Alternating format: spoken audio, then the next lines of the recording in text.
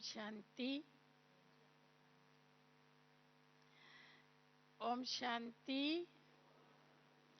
ओम शांति। आज हम एक बहुत ही सुंदर गुण के ऊपर चर्चा करेंगे और वो गुण है रहम दिल। कुछ दिन पहले मैं हरियाणा में गई थी, तो वहाँ एक शिक्षा संस्थान में हमको बुलाया गया। जब बच्चों और शिक्षकों के सामने नैतिक और आध्यात्मिक मूल्यों की बातें हमने की, तो हमारी बातें पूरी होने के बाद एक लेक्चरर बहन ने एक सवाल पूछा। सवाल ये थी तो वो नॉन बीके, लेकिन कहीं से उसको जानकारी मिल गई होगी, तो उसने सवाल ये पूछा कि आपकी एक दादी है और उस दादी का नाम गुलजार दादी है। उसके तन में शिव बाबा और ब्रह्मा बाबा आते हैं,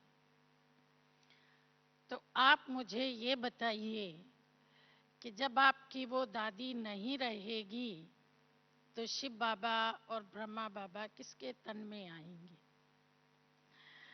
तो मैंने कहा, बहन जी आपने तो बड़ा ही ना पूछने योग्य सवाल पूछ लिया, क्योंकि अगर मैं आपसे पूछूं कि आज तो आप अपने बच्चों की माँ हैं, कल आप नहीं रहेंगी तो आपके बच्चों की माँ कौन बनेगी।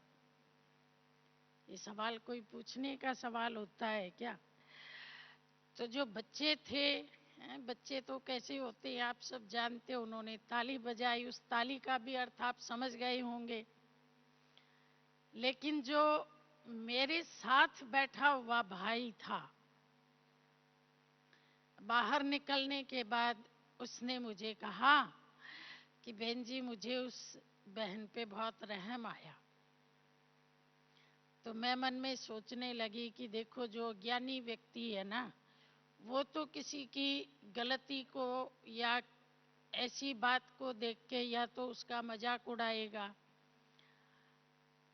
या उसकी कोई कमी कमजोरी देखेगा, लेकिन जो ज्ञानी व्यक्ति होगा उसके मन में क्या आएगा, दया आएगी, रहम आएगा। तो मैंने उसको कहा, हाँ मुझे भी उस पे रहम आया। और उसके बाद मैं इस रहम के गुण पे चिंतन करने लगी। तो चिंतन करते करते बाबा की कई बातें स्मृति में आई। जैसे बाबा ने पिछले दिनों ही एक मुरली चलाई थी, आपको याद होगा, अहम वहम और रहम पर। उसमें बाबा ने कहा था कि जो बच्चे बाप समान विश्व कल्याणकारी हैं, उनकी एक सबसे बड़ी खूबी होगी कि उनके अंदर रहम दिली बहुत होगी। और बाबा ने ऐसी आत्मा की कई विशेषताएं सुनाई। बाबा ने जो विशेषताएं सुनाई उनका भी बहुत गहरा अर्थ है। जैसे बाबा ने पहली विशेषता सुनाई कि ऐसी जो आत्मा होगी उसको निरंतर स्मृति में होगा कि समय कम है और कार्य बहुत ज्यादा है, इसलिए मुझे थोड़े समय में बहुत गैलप करना है, बहुत काम करना है, तो मैं अपना एक एक सेकंड, एक एक मिनट सफल करूं।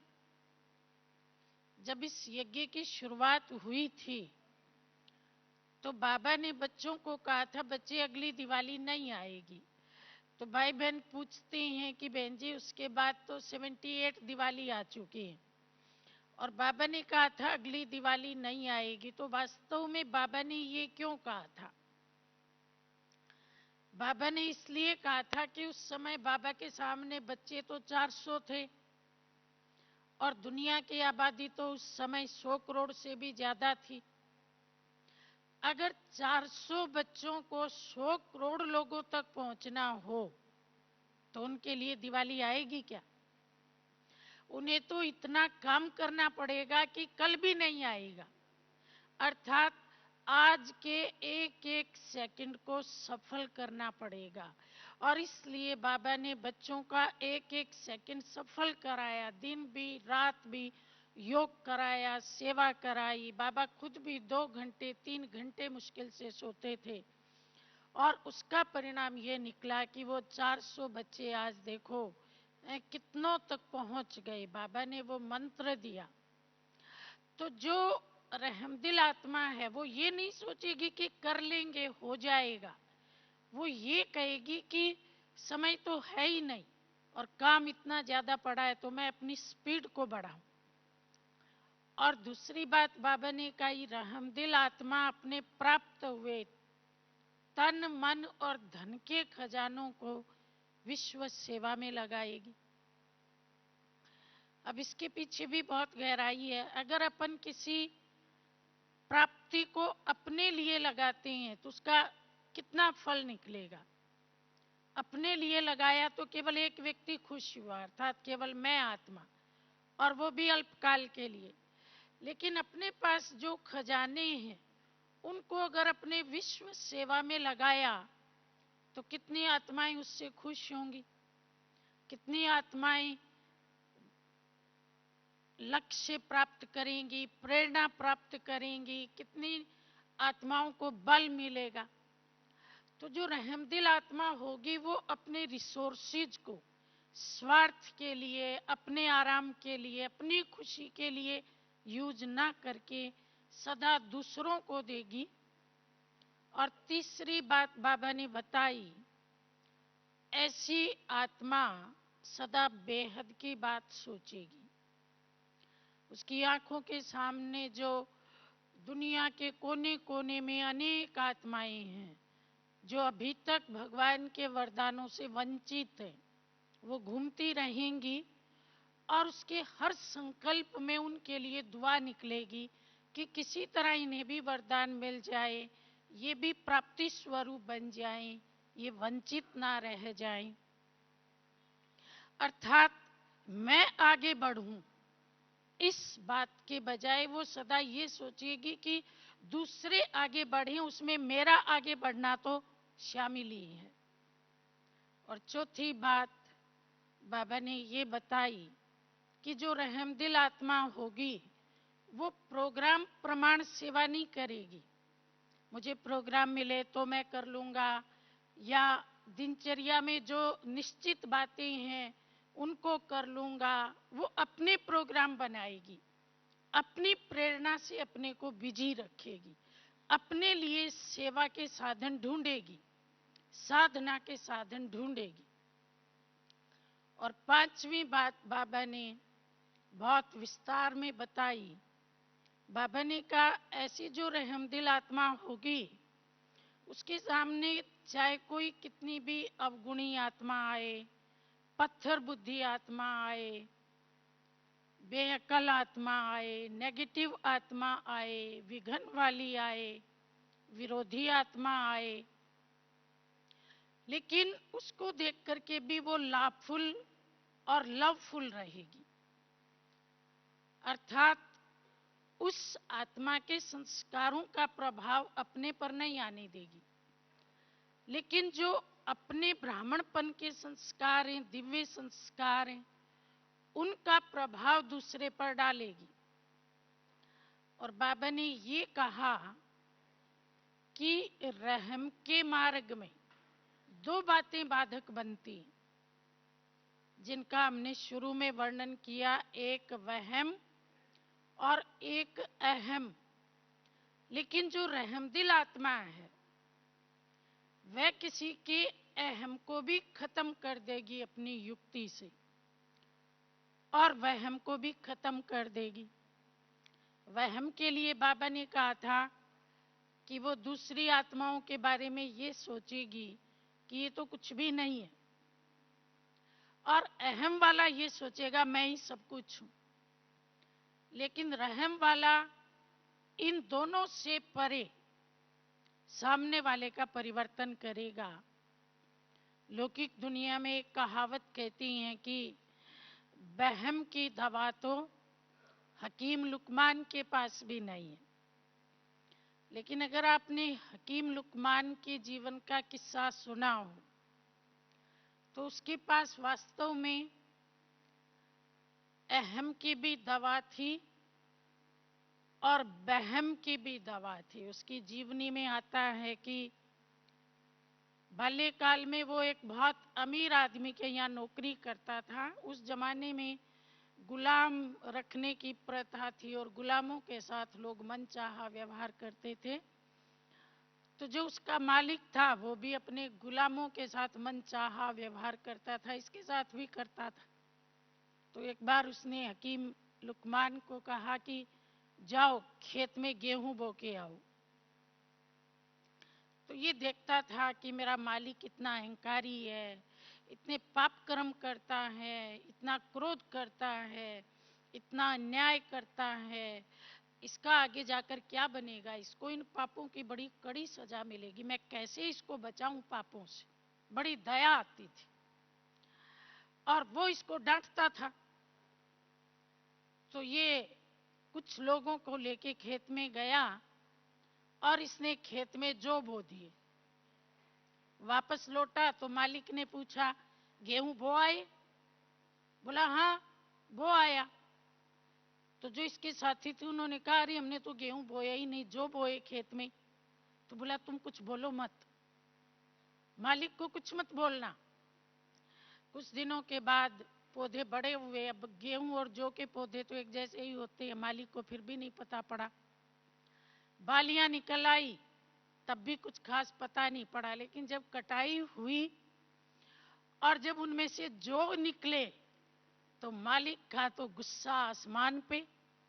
उसने लुकमान को बुलाया, मैंने तुमको कितनी बार पूछा था तुमने गेहूं बोए और तुमने कहा था कि मैंने गेहूं बोए, तो ये जौ कैसे निकल आए? तो उसने कहा मालिक मैंने तो गेहूं ही बोए थे, लेकिन मैं क्या करूं, कई बार ऐसा भी हो जाता होगा कि बीज कोई और बो और फल कोई और निकले। बोला नहीं ऐसा तो कभी नहीं होता, हम जो बीज बोएंगे ना वही फल निकलेगा। तो बोला मालिक आप ये जो क्रोध के, अन्याय के, अहंकार के बीज बो रहे हो, इनके फल क्या निकलेंगे? मुझे तो ऐसे ही लगता है कि इनके फल बदल जाएंगे और जैसे गेहूं के बदले जो पैदा हो गए ऐसे आपके भी ऐसे ही होगा। तो उसका विचार चला मालिक का, बात तो ये ठीक कह रहा है, जैसा बीज होगा वैसा ही फल निकलेगा। तो उसने लुकमान को कुछ नहीं कहा, लेकिन खुद सोच में डूब गया और उसने अपने आप का परिवर्तन किया। तो कहने का अर्थ ये कि जो व्यक्ति रहमदिल होता है वो सामने वाले का परिवर्तन कर देता है। बेशक उसको डांट भी पड़ी, अपमान भी हुआ, लेकिन उसने उसके हृदय को बदला। तो बाबा भी कहती हैं जो सच्चा रहमदिल होता है ना, वो डांट का और अपमान की परवाह नहीं करता, लेकिन वो अपने गुण को छोड़ता नहीं है। उसका जो दिल होता है ना वो मक्खन की तरह से बड़ा स्निग्ध होता है। अब मक्खन जब पिघलता है तो क्या करता है, सामने वाली खुरदरी चीज को भी चिकना बना देता है। तो जिसका हृदय माखन की तरह से कोमल होता है वो जिसके भी संपर्क में आएगा क्या करेगा, उसका भी खुरदुरापन मिटा देगा। तो बाबा ने कहा कि जो रहमदिल आत्मा होगी उसमें सबसे पहला गुण होगा वो सामने वाले को अक्षमा करेगी। और बाबा ने कहा बच्चों को तो सबको अक्षमा करना ही चाहिए, क्योंकि देखो बाबा भी सबको अक्षमा करते हैं। बाबा ने आपको अक्षमा किया, जब आपको अपना बनाया तो आप कितने अवगुणी थे, 63 जन्मों के पाप का बोझ आपके सिर पे था। इस जन्म के भी कितने विकर्मों के दाग थे, झूठ, पाप, देह अभिमान, सब कुछ था। लेकिन पहले बाबा ने आपको क्षमा किया और उसके बाद फिर अपना बना लिया। तो बाबा ने कहा कि आप बच्चे भी बाकी आत्माओं को क्षमा करो 3 बातों के कारण। पहली बात तो ये है कि आप सबके पूर्वज हो, बाप समान हो। तो जो बाप होता है, बड़ा होता है, वो बच्चों को माफ करता है। दूसरा बाबा ने कहा आप राजा बनने वाले हो, तो जो राजा होता है वो भी प्रजा को माफ कर सकता है। आपको पता होगा हमारा जो भारत का कानून है उसमें ये प्रावधान है कि जब किसी आदमी को फांसी दी जाती है, सजा होती है, तो उससे पहले राष्ट्रपति के पास वो सजा की कॉपी जाती है। मान लो राष्ट्रपति उसे माफी दे दी तो सजा माफ हो जाती है, और अगर वो नहीं माफी दे तो सजा हो जाती है। तो बाबा ने कहा देखो जो राजा होता है उसके हाथ में ये पावर होती है कि वो किसी को माफ कर सकता है। तो आप भी तो भविष्य में राजा बनने वाले हो ना, इसलिए आपके अंदर भी ये ताकत है कि आप किसी इतने बड़े क्रिमिनल को भी माफ कर सकते हो। और तीसरा बाबा ने कहा आप भक्तों के इष्ट हो। तो लोग जब मंदिर में जाते हैं तो अपने इष्ट को क्या कहते हैं, प्रभु जी मेरे पापों को क्षमा कर दो, मैं बहुत पापी हूँ, बहुत अवगुणी हूँ। तो इष्ट का भी काम क्या है, अपने भक्तों को माफ कर देना, उनकी बुराइयों को भुला देना। तो बाबा ने कहा आपको भी क्षमा करना है, लेकिन अक्षमा करने से काम नहीं चलेगा। इससे आगे बाबा ने और भी काम दिया।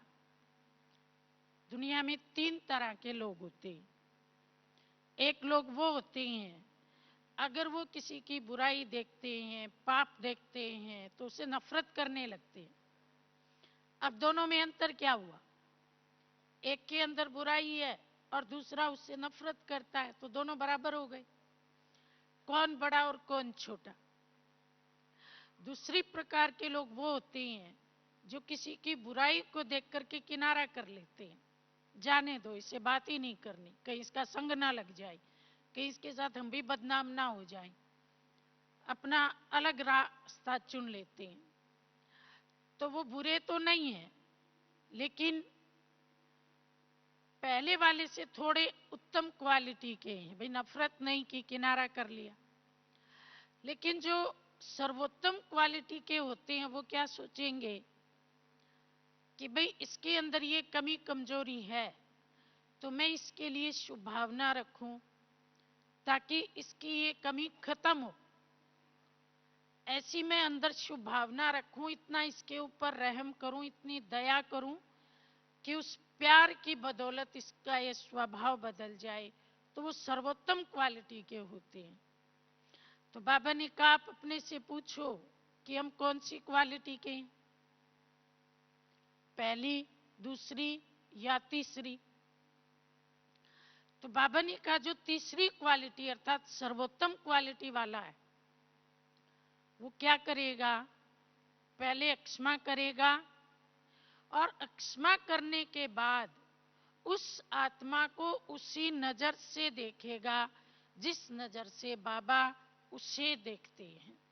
अर्थात उसके बारे में सोचेगा कि तुम तो बहुत ऊंचे कुल के हो, ब्राह्मण कुल के हो, देवताई कुल में जाने वाले हो, परमात्मा के डायरेक्ट संतान हो, तुम तो अपने मूल स्वरूप में, आदि अनादि स्वरूप में बहुत पवित्र हो, बेदाग हो, तुम तो इस दुनिया के हीरो एक्टर हो, पूरे चारों युगों में पार्ट प्ले करने वाले हो।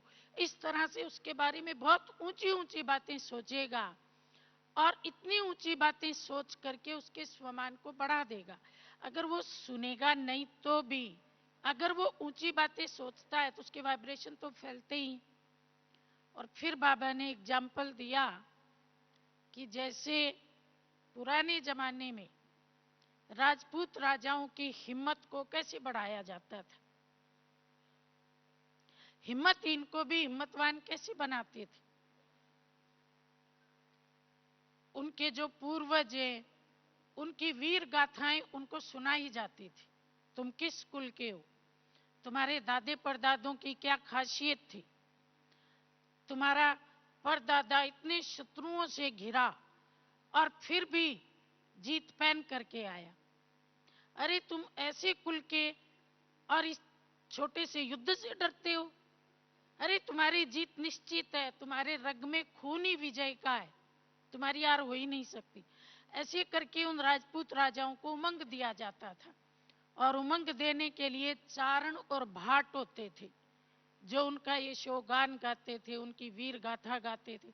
एक कहानी तो हमारी बहुत प्रचलित है, जो हम सब जानते हैं, लेकिन एक बार मैं उसको थोड़ा सा रिपीट कर देती हूँ कि एक बार एक मुस्लिम बादशाह ने कुछ राजपूत राजाओं की कंपटीशन दिल्ली दरबार में रखी थी। एक पत्थर था बहुत बड़ा, और इस पत्थर को लेकर कंपटीशन थी कि जो इसे एक हथौड़े में तोड़ देगा उसे सबसे वीर माना जाएगा। तो बहुत सारे गए और एक हथौड़े में तोड़ने की कोशिश की, नहीं टूटा। तो लास्ट में एक दुबला पतला राजपूत राजा जब हथौड़ा उठाने लगा तो सारे लोग हंस पड़े।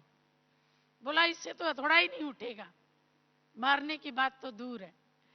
लेकिन वो अपने नशे में चलता गया और उसके साथ दो लोग और पीछे पीछे गए। तो उन दो लोगों को रोका गया, बोला देखो हथौड़े को ये अकेला ही उठाएगा, तुम लोग साथ साथ क्यों जा रहे हो? बोला जी हम हथौड़े को हाथ नहीं लगाएंगे। तो बोला तुम साथ क्यों जा रहे हो? बोला जी हम गीत गाएंगे। तो उसके नजदीक खड़े होके वो चारण और भाट थे, उन्होंने गीत गाना शुरू किया। उस गीत का अर्थ ये था कि भाई तुम तो एक ऐसे कुल के हो जिस कुल ने कभी हार ही नहीं खाई, जिसने मातृभूमि की रक्षा के लिए अपना आखिरी खून का कतरा तक बहा दिया, ऐसे बहादुर कुल के तुम हो। और ऐसे जब गीत गाए तो उस राजा के रगों का खून गर्म हो गया और उसने एक ही हथौड़े में पत्थर के कई टुकड़े कर दिए। तो बाबा भी हम बच्चों को कहती हैं कि जो कमजोर आत्मा है, देखने में लगता है ये कुछ भी नहीं कर सकती, लेकिन जब आप उस आत्मा को उसके कुल की, उसके महान वंश की, जब उसके स्वमान की याद दिलाते हो तो उसकी कमजोरियां खत्म हो जाती हैं और उसमें भी महान काम करने की शक्ति आ जाती है। तो बाबा ने कहा रहम दिल का अर्थ ये नहीं है कि आप किसी को कहो तू तो कमजोर ही है, तू तो ये कुछ कर ही नहीं सकेगा, रहने दो, तुमसे तो कुछ भी नहीं होगा। ये वास्तव में अटैचमेंट है। बहुत अटैचमेंट होती है ना, तो भी हम ऐसा ही करते हैं। जैसे रामायण में राजा दशरथ की अपने पुत्रों से बड़ी अटैचमेंट थी।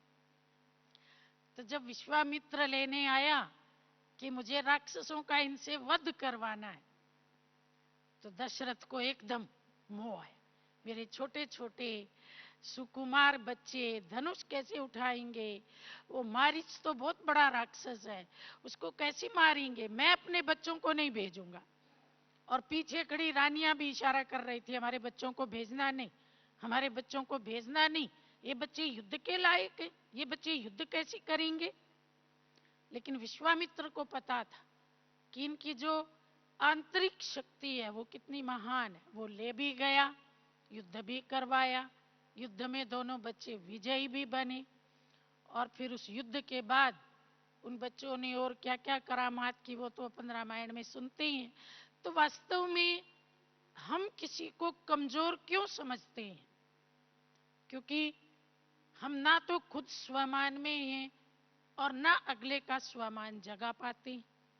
इसलिए अटैचमेंट में आके या फिर कई बार नफरत में आकर के भी सामने वाले को कमजोर या सामने वाले की बुराइयों को देखना शुरू कर देते। लेकिन जो सच्चा रहम दिल है वो हमेशा सामने वाले की दबी हुई शक्तियों को जगाएगा। अगर अभी शक्तियां दिख नहीं रही होंगी तो भी उनको प्रत्यक्ष कर देगा अपने हाव भाव से और अपने बोलों से। इसलिए बाबा ने कहा कि जो रहम दिल है वो अगर किसी की कमी कमजोरी बताएगा भी तो कैसी? जैसे एक डॉक्टर होता है, ऑपरेशन करता है तो पहले क्या करता है? बाबा बहुत बार हम बच्चों को बताते हैं कि देखो ऑपरेशन से पहले कितनी तैयारी करनी पड़ती है। आजकल तो ऑपरेशन से पहले काउंसलिंग भी होने लगी है, और ऑपरेशन से पहले उसकी कितनी तरह की चेकिंग होती है, उसकी ड्रेस बदली की जाती है, कितनी सारी नर्स और ये सब उसकी सेवा में रहते हैं। और फिर ऑपरेशन करने से पहले उसको बेहोश करते हैं, जो सबसे जरूरी चीज है। अब ऑपरेशन से पहले बेहोश कर दिया तो डॉक्टर जैसे मर्जी चाकू चला ले, वो कुछ बोलेगा ही नहीं, चुपचाप पड़ा रहेगा। और बेहोश किए बिना अगर डॉक्टर चाकू चलाए तो वो अपना भी नुकसान करेगा, डॉक्टर का भी नुकसान करेगा। तो बाबा ने कहा कई बार आप बच्चे बिना बेहोश किए बिना ही चाकू चला देते हो, सामने वाले की महिमा तो करते नहीं हो, उसके कुछ गुणों का बखान तो करते नहीं हो, और बिना गुणों का बखान किए सीधा उसके अवगुण उसको सुनाने लग जाते हो। तो क्या करेगा, वो तो चीख मारेगा। आपने बिना बेहोश किए ऑपरेशन कर दिया, वो तो भागेगा आपको छुड़ा करके, नहीं नहीं मैं इसके सामने नहीं रहूंगा, देखो ये मेरे बारे में क्या क्या बोलता है, दोबारा आपके सामने आएगा ही नहीं। लेकिन अगर आपने उसको थोड़ा बेहोश कर दिया तो कुछ नहीं बोलेगा। और इसके लिए बाबा ने एक और बहुत सुंदर एग्जाम्पल दिया। बाबा ने कहा जैसे एक किसान होता है तो बीज बोने से पहले कितनी तैयारी करता है। बीज बोने से पहले खेती अर्थात खेती की जमीन को पहले हल चलाएगा, गीला करेगा, खाद छिड़केगा, खरपतवार निकालेगा, उसमें अगर कंकर पत्थर चट्टान के टुकड़े हैं तो उनको भी निकालेगा। और ये सब कुछ करने के बाद जब वो जमीन बिल्कुल खोखली हो जाएगी तब उसमें बीज डालेगा और वो बीज बहुत अच्छे से अंकुरित भी होगा और फलेगा भी। मान लीजिए किसान सोचता है इतनी मेहनत कौन करे, ये बीज तो पड़े ही हैं, मैं ऐसे ही डाल दूं। तो अगर 100 बीज डालेगा तो उसमें से 2 बीज ही निकलेंगे, और वो भी पता नहीं कितने लंबे होंगे, क्या पता अंकुरित होने के बाद आगे बढ़े या ना बढ़े, क्योंकि उसकी जड़ें नीचे जाएंगी नहीं, जमीन खोखली नहीं। तो बाबा ने कहा एक किसान से भी सीखो, जैसे पहले भूमि को तैयार करके और उसके बाद बीज डालता है, ऐसे आप बच्चों को अगर किसी को कोई बात देनी है, कोई सावधानी देनी है, कोई शिक्षा देनी है, उसको कोई परिवर्तन के लिए बात कहनी है, तो पहले उसकी जमीन को तैयार करो। जमीन तैयार करने के भी 2 तरीके, एक तरीका है कि हम अंदर से शुभ भावना रखते हैं, और दूसरा तरीका है कि वाणी से उसको ऐसे शब्द बोलते हैं, लेकिन सामने होगा उसकी भूमि को तुम वाणी से तैयार कर लेंगे। लेकिन जो सामने नहीं है उसके लिए फिर हमें सूक्ष्म मनसा सेवा के द्वारा उसकी भूमि को तैयार करना पड़ेगा। जो आत्माएं हमसे दूर है लेकिन हम उनकी झोली भरना चाहते हैं, कल्याण करना चाहते हैं, बाबा से उन्हें मिलाना चाहते हैं, तो हमारे पास हमारी मनसा शक्ति है।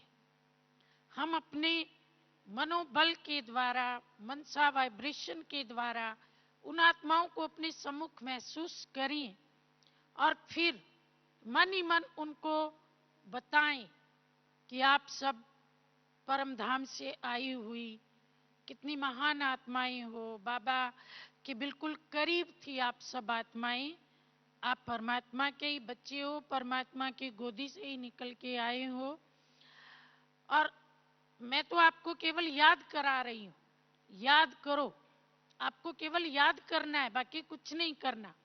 ज्ञान आपके पास है, आप केवल याद करो अपने भीतर जा करके कि आपका घर कौन सा था, आपका पिता कौन था, तो आपको सारी बातें स्मृति में आएंगी। ये कोर्स आप मनसा के द्वारा आत्माओं को करा सकते हो। एक दिन आप उसे उसके स्वरूप की स्मृति दिलाओ मनसा द्वारा, अगले दिन घर की स्मृति दिलाओ, बाप की स्मृति दिलाओ, 84 जन्मों की स्मृति दिलाओ, और फिर आप इसका परिणाम देखो कितना अच्छा निकलेगा। साकार में जब वो आत्मा सामने आएगी तो आपके ज्ञान को ऐसे अंदर ले जाएगी जैसे लोग कहते हैं बालू में पानी समा जाता है, ऐसे उसके अंदर ज्ञान समाता चला जाएगा, क्योंकि हमने मनसा के द्वारा उसकी भूमि को तैयार कर लिया, उसको पता ही नहीं पड़ा, और वो आत्मा इतनी एक्सेप्ट करने के लिए तैयार हो गई कि हमारी बातों को वो अंदर ले गई, और उसका परिवर्तन जरूर होगा। कितनी परसेंटेज में होता है ये तो उसके भाग्य पर डिपेंड करता है, लेकिन परिवर्तन जरूर होगा। फिर बाबा हम बच्चों के सामने पानी का एग्जाम्पल रखते हैं। देखो जो पानी है उसकी दुनिया में बड़ी महिमा है। लोग कहते हैं जल ही जीवन है। जल के अंदर भी एक तो रहम की शक्ति भी बहुत है, मोल्ड होने की शक्ति भी बहुत है, एडजस्ट होने की शक्ति भी बहुत है। इसलिए लोग कहते हैं अगर आपको जीवन में सफल होना हो तो पानी को अपना गुरु बना लो, पानी से गुण सीखो। कितने गुण है पानी में? जैसा समय होगा, जैसा स्थान होगा, वैसा अपना रूप बना लेगा। कभी भी अपनी तरफ से ऑपोजिशन नहीं करता कि मैं यहां नहीं रह सकता, मैं यहां नहीं रह सकता, मेरे को ऐसा बर्तन चाहिए, मेरे को ऐसी जगह चाहिए। वो कुछ नहीं डिमांड करता। आप उसको जहां मर्जी ले जाओ, जैसी जगह मिलेगी उसी में अपनी जगह बना लेगा। और दूसरी बात देखिए, एक बहुत बड़ा पानी का टैंक भरा है, उसका बायां नल खोलो चाहे दायां नल खोलो, ऊपर से अपने तल को समतल रखेगा। अब पत्थर उठाओ तो एक तरफ गड्ढा हो जाएगा, बालू उठाओ एक तरफ गड्ढा हो जाएगा। लेकिन पानी के बर्तन में कभी गड्ढा नहीं होता। किसी भी तरफ से पानी निकालो, पानी समतल रहता है ऊपर से। ये भी पानी का बहुत बड़ा गुण है, अपने तल को समतल रखता है। और जो स्वच्छ पानी होता है वो पारदर्शी होता है, अंदर बाहर एक। जो बाहर दिखाई देता है वो उसकी तली में पड़ा, अंदर का भी सब कुछ दिखता है। तो स्वच्छता, पारदर्शिता, ये भी पानी का गुण है। और पानी का एक सबसे बड़ा जो गुण है वो ये है कि अगर उसके मार्ग में कोई बाधक बन के आए, अवरोध खड़ा हो, उसके रास्ते को कोई रोकने की कोशिश करे, पानी कभी भी उस पर गुस्सा नहीं करता, कभी उससे संघर्ष नहीं करता, कभी उसके साथ टक्कर नहीं खाता। क्यों? क्योंकि पानी जानता है कि मेरी मंजिल तो बहुत दूर दूर है, मुझे बहुत बहना है, और अगर मैं इसके साथ संघर्ष करने लगा तो मेरी तो गति धीमी हो जाएगी, मेरे तो काम बहुत। तो मान लीजिए पानी के रास्ते में चट्टान आ गई, तो पानी क्या करेगा? छोटी चट्टान है तो उसके ऊपर से बहेगा। अगर बड़ी चट्टान है तो दो हिस्सों में बटेगा, आधा इधर से बहेगा, आधा इधर से निकल जाएगा। अगर चट्टान के बीच में जरा सा भी उसे सुराख मिल जाए तो उसके बीच में से बह जाएगा। अर्थात वो अपनी यात्रा को जारी रखेगा, कभी नहीं कहेगा चट्टान को हटाओ तो मैं बहूं, चट्टान को हटाओ तो मैं अपनी यात्रा जारी रखूं, मैं क्या करूं, चट्टान आ गई थी इसलिए मैं खड़ा हो गया। कभी नहीं कहेगा, बहता जाएगा, आगे जाकर के एक हो जाएगा, फिर अपनी चाल जारी रखेगा। और क्या करता है, जो चट्टान के टुकड़े उसका रास्ता रोक रहे थे उनको अपने साथ बहा ले जाता है। और बहाते बहाते क्या करता है, उनके जो तीखे टेढ़े मेढ़े कोने थे, अहंकार का कोना, दुखदाई कोना, ईर्ष्या का कोना, किसी के रास्ते में विघन बनने वाला कोना, उन सारे कोनों को प्यार से धीरे धीरे सहलाते सहलाते, जोर से नहीं तोड़ता कभी भी, धीरे धीरे उनको खत्म कर देता है। और वो पत्थर जो किसी काम का नहीं था, लोग उसको ठोकर मारते थे, जब पानी ने उसके कोने घिसा दिए तो क्या बन गया? शालिग्राम बन गया। और अब देखो शालिग्राम की सब लोग पूजा करते। तो दुनिया में लोग कहते हैं जो हमसे टकराएगा वो चूर चूर हो जाएगा, लेकिन पानी कितना रहम दिला, वो कहता है जो मुझसे टकराएगा वो मेरी तरह ही पूजनीय बन जाएगा। तो लोग जल की भी पूजा करते हैं और शालिग्राम की भी पूजा करते हैं। वो गोल गोल पत्थर है, उसको घरों में सजाते हैं, डेकोरेट करते हैं, उस पर गुण लिखते हैं, बहुत कुछ उसका यूज होता है।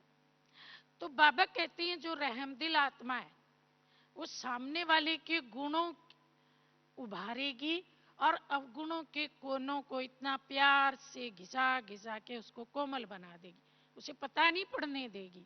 लेकिन अपने गुण दे करके उसको भी गुणवान बना देगी। मुझे याद है, मैं एक बार राजस्थान के एक सेंटर पे गई थी, तो वहां एक माता, उसका इकलौता बेटा, लेकिन बहुत बच्चा पढ़ा, कई धंधे किए, उसको सफलता ही नहीं मिली। तो वो बड़े प्यार से बाबा को कहती थी, अपनी कहानी सुना रही थी। मैंने बाबा को कहा, बाबा हमको इस बच्चे की कमाई नहीं चाहिए, लेकिन लोग कहेंगे देखो खुद तो भगत बनी बैठी है और बच्चा तो कमा के ही नहीं खा सकता, तो ये 2 रोटी कमा के खाए, बस ऐसी मेरी शुभकामना है। पर मैं करूं क्या? मैं इसको कहती हूं बेटा पढ़ ले, तो कहता है मैं नहीं पढ़ूंगा, इंटरव्यू में नंबर तो आता नहीं है, लोग सिफारिश लगा लगा करके नौकरियां ले लेते हैं, मेरी तो कोई सिफारिश नहीं है, मैं कितनी जगह इंटरव्यू दे चुका हूं, मेरे को नहीं पढ़ना, किताब फेंक देता है। तो माँ ने बच्चे को कहा, बेटा आखिरी बार बाबा के कहने से आखिरी इंटरव्यू दे ले। बैंक का कोई इंटरव्यू आया, तो बच्चे ने किताब फेंक दी, बोला मेरे आगे पढ़ने का नाम मत ले। तो माता बाबा के कमरे में गई, बाबा इस बच्चे को सद्बुद्धि दो ना, इसको कहो ना ये पढ़ ले वे, बाबा आप बैठे हो ना। फिर बाहर निकली, वो फेंकी हुई किताब उठा के उसके हाथ में पकड़ाई, बेटा बस थोड़ा सा पढ़ ले, इस बार पढ़ ले, अगली बार बेशक बस इस बार पेपर दे ले। अब माँ की थोड़ी सी शर्म रख करके 2-4 लाइनें पढ़ी, उसके बाद किताब फिर रख दी। अब माँ फिर बाबा के कमरे में गई, बाबा इसको सद्बुद्धि दो ना, ये थोड़ा पढ़े ना। अगले दिन फिर वही बच्चा किताब फेंके और माँ प्यार से पकड़ाए, बेटा बस थोड़ा सा पढ़ ले। ऐसे करते करते उसने जैसे तैसे उसको थोड़ा कुछ किताब पढ़ने की थोड़ी सी समझो उस बच्चे ने पढ़ी, और 15 दिन के बाद इंटरव्यू था, इंटरव्यू देने चला गया। तो माँ ने कहा, देख जाते जाते बाबा से कह के जा, बाबा के कमरे में बैठ, बाबा से आशीर्वाद लेके जा, बाबा की दुआएं लेके जा। तो बच्चे को तो विश्वास ही नहीं था, लेकिन माँ ने कहा है तो चलो माँ के कहने से बैठ जाता हूँ। बैठ गया, इंटरव्यू देने गया, इंटरव्यू में उसका नंबर आ गया और नौकरी लग गई। अब नौकरी लग गई तो पहले तो माँ कहती थी कि बाबा के कमरे में बैठ, लेकिन अब खुद माँ के कहने कहे बिना गया, बाबा के कमरे में बैठा, बाबा को थैंक्स दिया, लेकिन नौकरी दूर लगी, माँ बाप से दूर हो गया। तो पहली तनख्वाह मिली तो दूर से माँ को भेजी कि माँ इसका ना ब्रह्मा भोजन करवाना। फिर बाबा को कहा, बाबा नजदीक नौकरी लगे तो मैं माँ बाप के साथ रहूं, वो नजदीक भी लग गई। अब नजदीक लग गई तो देखो सेंटर पे भी जाने लगा, सहयोग भी देने लगा। लेकिन ये सारी बातें कैसे हुई? क्योंकि माँ रहम दिल थी, बहुत रहम किया बच्चे पे। कुछ भी बच्चे ने बोला, उल्टा बोला, क्रोध किया, जो भी किया, लेकिन उस बात को चित्त पे नहीं रखा। चलो बच्चे को समझ नहीं है, लेकिन बाबा तो सर्वशक्तिवान है ना, तो बाबा तो मदद करेगा ना, पक्का विश्वास था। और बार बार उसको बाबा की तरफ खींचती रही, बाबा का प्यार उसके हृदय में जगाती रही, और आखिर माँ की उस रहम का या माँ की उस दया का देखो परिणाम निकला कि वो बच्चा बाबा का बन गया। तो परिवार के जो लोग हैं कभी भी हमसे ज्ञान नहीं सुनेंगे,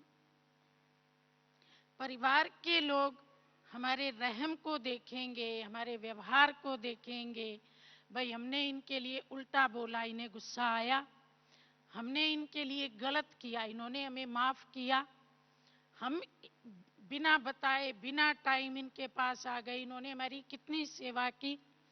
इन सब चीजों को देख करके जब उन्हें लगता है कि ये हमसे ज्यादा गुणवान है, हमसे ज्यादा इनके अंदर शक्तियां हैं, अगर हम इनकी जगह होते तो ऐसा नहीं कर पाते, लेकिन इन्होंने किया, तब उनके ऊपर ज्ञान का प्रभाव पड़ता है।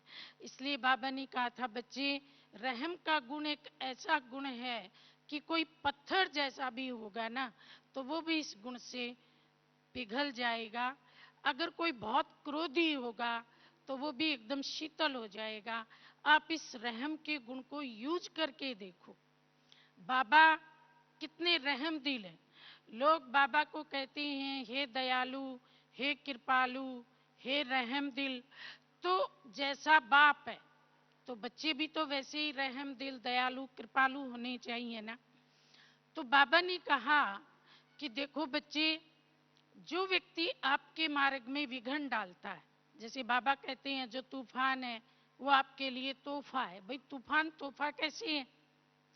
तो बाबा ने कहा जैसे कोई आपके मार्ग में विघ्न डालता है, आपकी ग्लानि करता है, आप पे इल्जाम लगाता है, आपने जो गलती नहीं की वो भी आपके सिर पे मढ़ देता है, तो आपको क्या करना चाहिए? उस समय बाबा ने क्या युक्ति बताई? बच्चे, जो आपकी ग्लानि करता है ना उसके गले में भी माला डालो, फूल डालो, उसकी महिमा करो। देखो बाबा ने हमें ये युक्ति बताई है। क्यों? अच्छा, अगर हम ग्लानि करने वाले की उल्टी ग्लानि करेंगे तो हमें मिलेगा क्या? और ग्लानि हमको लगती कहां है? स्वामी विवेकानंद का समकालीन एक स्वामी राम तीरथ था।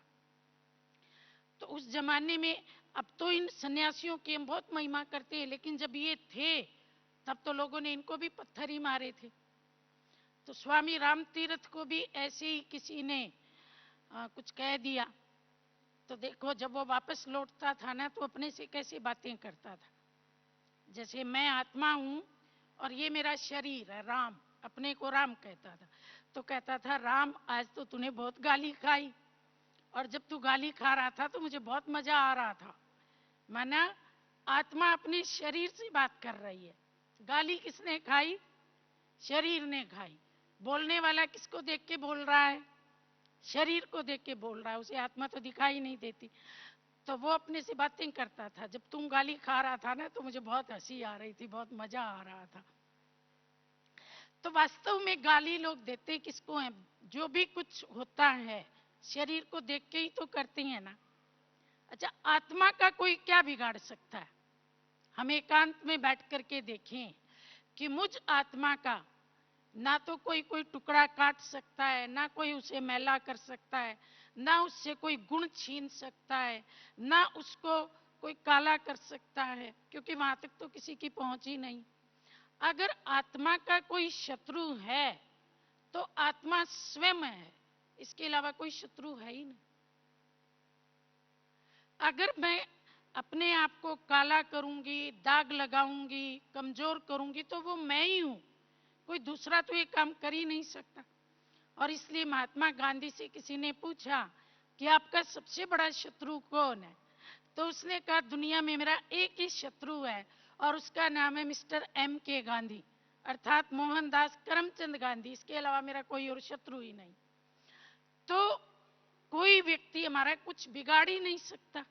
अगर बिगाड़ते हैं तो केवल हम अपने बारे में गलत सोचते हैं, हीन सोचते हैं, नेगेटिव सोचते हैं। तो ये दोष दूसरे का है कि मेरा है? ये तो मेरा है। मुझे किसने कहा कि तुम अपने बारे में गलत सोचो, नेगेटिव सोचो? इसलिए अगर किसी ने ग्लानि की तो उसके गले में माला डालने में हमारे नंबर बनते हैं। अच्छी बात है, उसने मुझे सावधान किया। हो सकता है उसकी ग्लानि से मेरा कोई अवगुण निकल जाए। इसलिए बाबा ने कहा आज जो ग्लानि करता है वो आपका भला करता है, क्योंकि उससे आप सुधरोगे, सुधरोगे, सुधरते सुधरते बहुत बड़े राजा बनोगे। और वो व्यक्ति राजा के पास प्रजा बन के आएगा। द्वापर में जब आप बड़े से इष्ट बनोगे तो आपका भक्त बन के आएगा और आपके गले में फूलों की मालाएं डालेगा, गुलाब की मालाएं डालेगा। वो तो रोज डालेगा, आपने तो एक ही दिन डाली। इसलिए रहमदिल बनकर के माफ भी करें और सामने वाले के लिए अच्छा भी सोचें, ऊंचा भी सोचें, उसके भले की कामना भी करें। तब वास्तव में हम रहमदिल बाप के रहमदिल बच्चे कहलाएंगे। ये बहुत बड़ा गुण है। क्योंकि जब हम रहमदिल बन जाते हैं तो हमारा एक सेकंड भी व्यर्थ नहीं जाता। रहमदिल आत्मा निरंतर आत्म चिंतन करती है, कल्याण का चिंतन करती है। अगर वो रहमदिल नहीं होगी, बदले की भावना आएगी, समय उसका नष्ट जाएगा।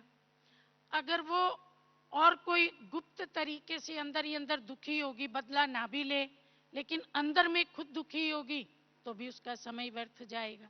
लेकिन अगर वो रहमदिल है तो उसका एक सेकंड भी व्यर्थ नहीं जा सकता, और कैसी भी परिस्थिति में वो विश्व कल्याण का काम करती ही रहेगी।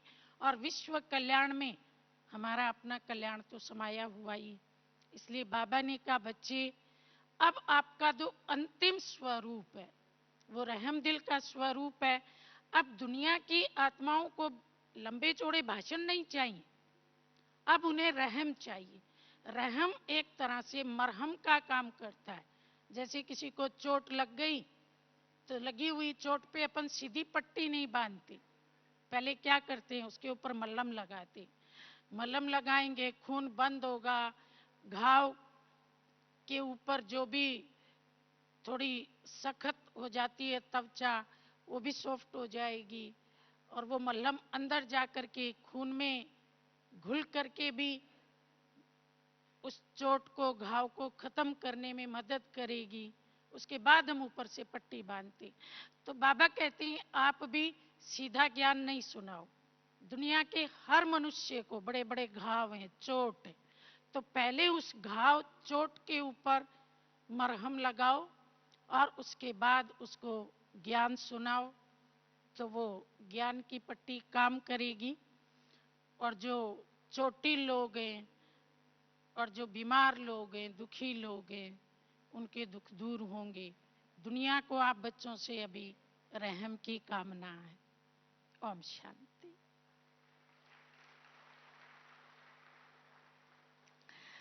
अभी हम 5 मिनट योग करेंगे। मैंने 5 मिनट पहले पूरा किया।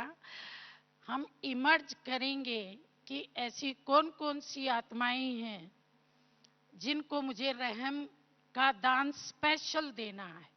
अगर अभी तक कभी ना दिया हो तो आज मैं उन्हें स्पेशल रहम का दान दूं, शुभ भावनाओं का दान दूं, करुणा का दान दूं, ताकि उस आत्मा का मेरे साथ रिश्ता भी अच्छा हो जाए और उसका जीवन सशक्त भी बन जाए। हमारी करुणा की किरणें उसको सशक्त बनाएं। हम सब इमर्ज करेंगे ऐसी आत्माओं को और उन्हें शुभ भावनाओं का बल देंगे।